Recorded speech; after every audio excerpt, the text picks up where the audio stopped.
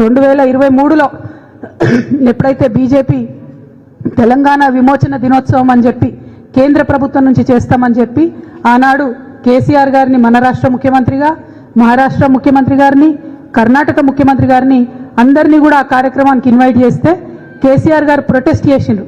ఇది కరెక్ట్ కాదు, మా చరిత్రను వక్రీకరించొద్దు, నేను ఈ కార్యక్రమానికి రాను, మీరు ఇట్లాంటి కార్యక్రమాలు మా రాష్ట్రంలో చేయొద్దు, ఇది ఫెడరల్ స్ఫూర్తికి వ్యతిరేకమని కేసీఆర్ గారు ఆనాడు వెళ్ళలేదు. దానికి కౌంటర్గా ఆనాడు మన రాష్ట్ర ప్రభుత్వం, తెలంగాణ రాష్ట్ర ప్రభుత్వం భారతీయ సమైక్యతా దినోత్సవం, నేషనల్ ఇంటిగ్రేషన్ డే లాగా సెప్టెంబర్ 17ను సెలబ్రేట్ చేయాలి. మన తెలంగాణ సంస్థానం హైదరాబాద్ స్టేట్ మొత్తం కూడా ఇండియన్ యూనియన్లో విలీనమవుతున్నటువంటి సందర్భాన్ని రాచరికం నుంచి ప్రజాస్వామ్యం వైపు, మొనార్కీ టు డెమోక్రసీ ట్రాన్సిషన్గా చూసినంత తప్పితే అది రిలీజియస్ ఫైట్ కాదు అనే విషయాన్ని అందరం కూడా గమనించుకోవాలి. ఇవాళ రేవంత్ రెడ్డి గారి ప్రభుత్వాన్ని కూడా నేను సూటిగా ప్రశ్నిస్తా ఉన్నాను. మీరు ఈ అంశం మీద కేంద్ర ప్రభుత్వానికి లేఖ రాయండి, కొట్లాడండి. They have no right to come here and change our history. It is against the federal spirit. I appeal to the central government. You cannot continue these celebrations. It is not a religious fight.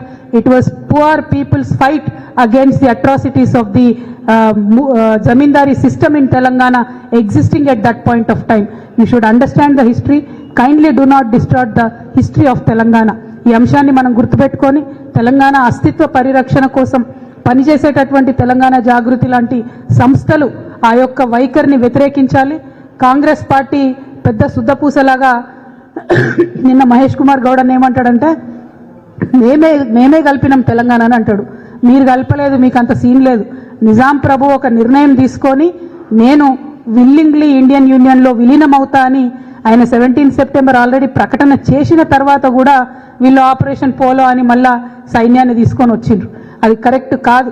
సైన్యం అరాచకంలో అనేక మంది హిందువులు, ముస్లింలు కూడా ఆనాడు చనిపోవడం జరిగింది. చాలా ప్రాంతాల్లో వెల్కమ్ చేసిండ్రు. అందుకే ఇవాళ కూడా మన తెలంగాణ అనేక పల్లెల్లో దండుబాట అని ఉంటాయి. మనందరికీ తెలుసు, ఊర్లలో ఇప్పటికి కూడా దండుబాట అంటారు.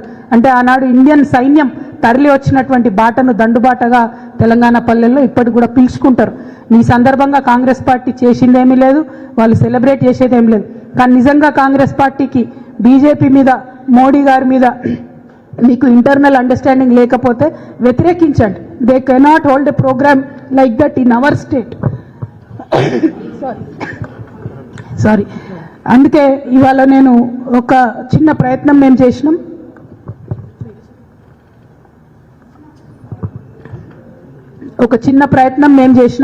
ఆనాడు అనేక మంది